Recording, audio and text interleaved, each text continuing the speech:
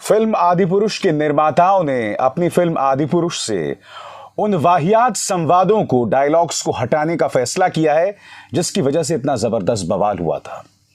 मगर ना डायरेक्टर ओम राउत, ना डायलॉग राइटर मनोज मुंतशिर शुक्ला ने इस मुद्दे पर माफी मांगी है। जी हां, डायलॉग्स तो हटाए जा रहे हैं मगर माफी किसी ने नहीं मांगी है। और जानते हैं सबसे शॉकिंग बात, इन्हें देखिए साहब, नरोत्तम मिश्रा याद है आपको? पठान में दीपिका पादुकोण की बिकिनी के रंग पर कितना बवाल किया था, कितना कुछ कहा था। या फिर भोपाल की सांसद प्रज्ञा, गिरिराज सिंह, भारतीय जनता पार्टी के तमाम नेता जो पठान पर शाहरुख और दीपिका पादुकोण पर हमलावर थे, जबकि पठान एक सामान्य बॉलीवुड कमर्शियल फिल्म थी, कोई धार्मिक फिल्म भी नहीं थी। आज ये तमाम लोग आदिपुरुष के अंदर जिस तरह के वाहियात संवाद हनुमान के मुंह से बुलवाए गए हैं उस पर खामोश हैं। मैं पूछना चाहता हूं कि अब नरोत्तम मिश्रा का खून क्यों नहीं खौल रहा है? अगर आप भूल गए हैं दोस्तों, तो मैं आपको याद दिला दूं कि इस फिल्म के अंदर किस तरह के संवाद थे, एक एक करके आपके स्क्रीन पर। हनुमान इस फिल्म में कहते हैं, कपड़ा तेरे बाप का, तेल तेरे बाप का, जलेगी भी तेरे बाप की। तेरी बुआ का बगीचा है क्या जो हवा खाने आया? जो हमारी बहनों को हाथ लगाएंगे उनकी लंका लगा देंगे। आप अपने काल के लिए कालीन बिछा रहे हैं, मेरे एक सपोले ने तुम्हारे शेषनाग को लंबा कर दिया है, अभी तो पूरा पिटारा पड़ा हुआ है। इस तरह के वाहियात डायलॉग थे जिन्हें अब हटाने का मन बनाया गया है। मनोज मुंतशिर शुक्ला ने पूरा बयान दिया है ट्विटर पर दोस्तों, मगर माफी अब तक नहीं। और मैं आपको बताता हूं क्यों। क्योंकि ये वो आदमी है जिसे प्रधानमंत्री नरेंद्र मोदी बिना अपॉइंटमेंट के मिलते हैं, जैसा कि उसने इस ट्वीट में दावा किया था। अब जाहिर सी बात है, जब इस तरह का आशीर्वाद मिल रहा हो तो माफी कोई क्यों मांगेगा? कहीं ना कहीं इसने एक्सपोज कर दिया है न सिर्फ मनोज मुंतशिर शुक्ला को बुरी तरह से, भारतीय जनता पार्टी को, और सबसे शॉकिंग रवैया गोदी मीडिया का। दोस्तों, मैं आपको एक नहीं, दो नहीं, तीन मिसाल देना चाहता हूं। रिपब्लिक ने यह इंटरव्यू किया था और बहुत ही सभ्य अंदाज में उनके संपादक ने सवाल पूछे थे। नथुने फुलाकर नहीं, गुस्सा होकर नहीं। मनोज मुंतशिर शुक्ला से यह नहीं पूछा कि आपने हमारी रामायण का अपमान क्यों किया। उसी तरह से मुकेश अंबानी को दिया गया यह इंटरव्यू, और आज तक के इस पत्रकार को दिया गया इंटरव्यू जिसने तिहाड़ जेल में पत्रकारिता का नाम रोशन किया था। किसी ने मनोज मुंतशिर शुक्ला को यह नहीं कहा कि आपके इन संवादों से रामायण जो है आहत हुई है, रामायण की भावना आहत हुई है। उल्टा मैं आपको बताता हूं दोस्तों कि यह मनोज मुंतशिर शुक्ला अपने आप में किस तरह से अपने बयान बदलता रहता है। इसने पहले क्या कहा था और अब बाद में क्या कह रहा है। फिल्म रिलीज होने से पहले इसी मनोज मुंतशिर शुक्ला ने कहा था कि ये पूरी फिल्म जो है वो रामायण पर आधारित है, हम यहां से वहां नहीं हुए हैं, टस से मस नहीं हुए हैं। अब क्या कह रहा है कि ये सिर्फ रामायण से प्रेरणा पा रही है, ये रामायण पर आधारित नहीं, सिर्फ प्रेरणा पा रही है, ये रामायण नहीं है। सुनिए किस तरह से अपने बयान बदल रहा है। हम ओरिजिनल रामायण से हटे हैं, क्या हमने उसको मॉडर्नाइज करने का कोई प्रयास किया है? क्या हमने कोई अलग टेक लिया है? तो इसका सीधा जवाब यह है दिवांग जी, बिल्कुल नहीं। जो रामायण लोगों ने सुनी है, पढ़ी है, देखी है, एग्जैक्टली वही रामायण है, कुछ भी अलग नहीं है। फिल्म का नाम क्या है? जैसा कि आपने अभी कहा श्वेता जी, फिल्म का नाम है आदिपुरुष। जब हम आदिपुरुष बना रहे हैं तो पहली बात तो दो तीन चीजें मैं एकदम स्पष्ट कर दूं, मैंने पहले भी कही है और अभी स्पष्ट कर देता हूं। हमने रामायण नहीं बनाई है, हम रामायण से प्रेरित हैं। हमेशा हमारा, अगर आप डिस्क्लेमर भी देखेंगे तो हम यही कहते रहे कि भाई हमारे लिए तो बड़ा आसान था कि मार्केटिंग की स्ट्रेटजी के हिसाब से भी हम फिल्म का नाम रामायण रख देते, लेकिन हमें तो शुरू से यह पता था कि हम रामायण से बहुत हेविली प्रेरित हैं। बात वहां नहीं रुकती दोस्तों। जी न्यूज ने एक इंटरव्यू किया। इत्तेफाकन जी न्यूज के इस एंकर ने कहीं ना कहीं इस इंटरव्यू में उसकी अच्छे से पोल खोली। मनोज मुंतशिर से इस इंटरव्यू में सवाल यह पूछा गया कि मनोज मुंतशिर शुक्ला, ये बताइए कि अगर आपको डायरेक्टर, प्रोड्यूसर कुछ भी बता दे तो क्या आप वो संवाद लिख देंगे? बगैर उससे सवाल किए कि इन संवादों के क्या मतलब हैं। मसलन यह सवाल पूछा गया कि संजीवनी के मुद्दे पर वहां पर विभीषण की पत्नी का किरदार निभाया गया, तो यह सवाल पूछा गया कि विभीषण की पत्नी कहां से आ गई, तो आप जानते हैं मनोज मुंतशिर शुक्ला ने इस इंटरव्यू में क्या कहा। मनोज मुंतशिर शुक्ला ने कहा कि मुझे तो जो पटकथा में कहा गया मैंने वही लिख दिया। आप ये सवाल ओम राउत से पूछिए।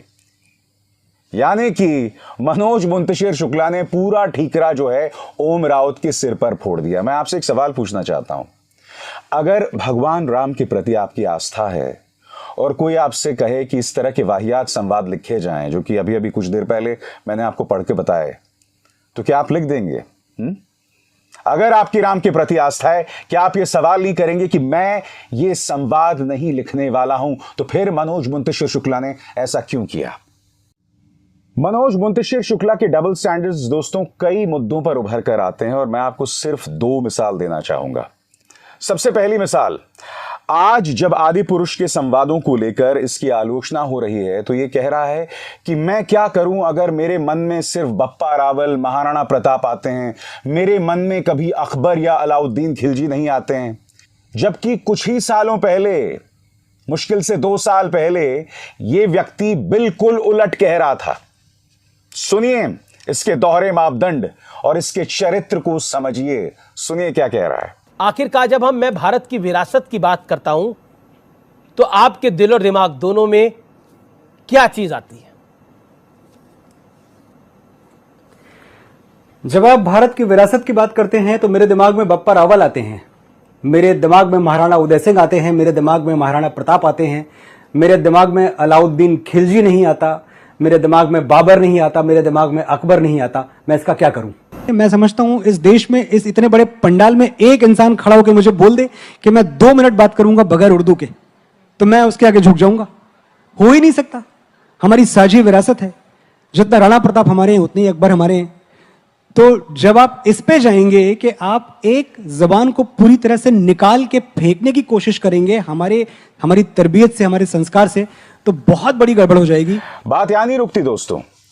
आज ये व्यक्ति जो हिंदू भावनाओं पर खेलता है, अंधभक्तों को मूर्ख बनाता है, इसने एक जमाने में यह भी कहा था कि मैंने अपने नाम के साथ मुंतशिर इसलिए जोड़ा क्योंकि मनोज शुक्ला में वजन नहीं था।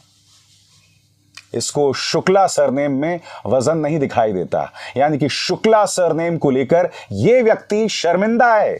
सुनिए इसने क्या कहा था। मनोज मुंतशिर, मुंतशिर की मीनिंग बिखरा बिखरा, if I am not mistaken. बिल्कुल, you are not mistaken at all.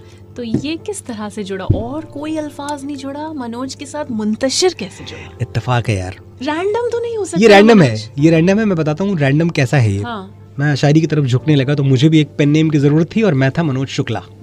तो मनोज शुक्ला में वैसे भी वजन नहीं था, वेट नहीं था। अब बताइए, ऐसे लोगों को हीरोज बनाया जाता है दोस्तों। आज से महज 1.5-2 साल पहले इनकी सोच कुछ और थी, मगर फिर इनको समझ आया कि अगर भारतीय जनता पार्टी के शासनकाल में तरक्की करनी है तो अपनी भावनाओं को बदलना पड़ेगा। और ये सब ऐसे ही हैं दोस्तों, चाहे विवेक अग्निहोत्री हो, चाहे मनोज मुंतशिर शुक्ला हो, चाहे अक्षय कुमार हो, ये तमाम लोग, इनकी भाषा कुछ और हुआ करती थी पहले, मगर फिर इन्हें इस बात का आभास हुआ कि भारतीय जनता पार्टी के शासन में अगर तरक्की करनी है तो भाई ये सब तो करना पड़ेगा हमको।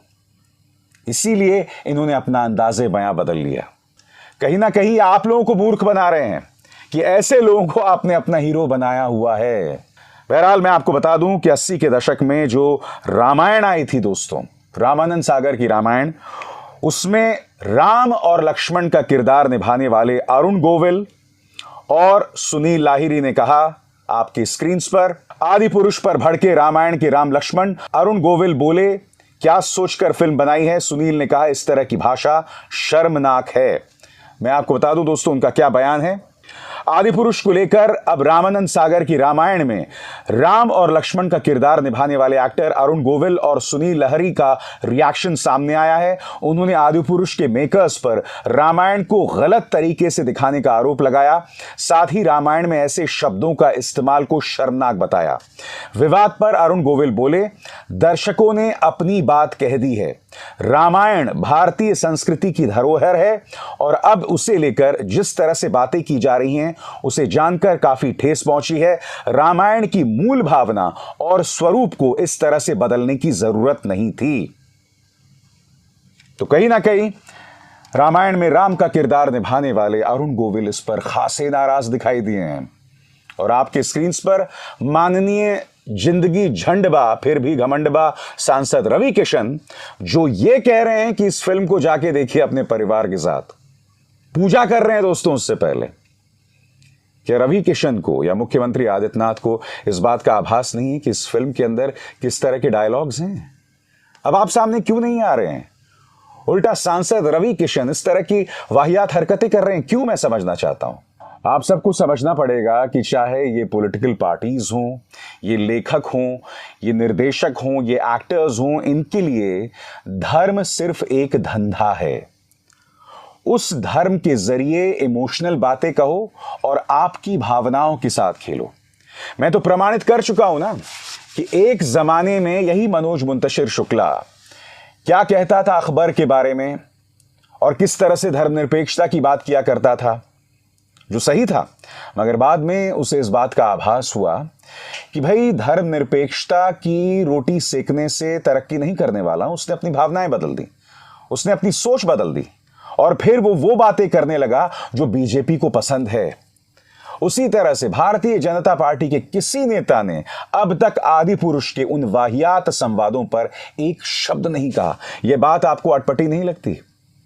हिंदू सेना उन लोगों को अदालत खींचकर ले जा रही है, उन्हें अपने डायलॉग्स तक हटाने पड़ रहे हैं।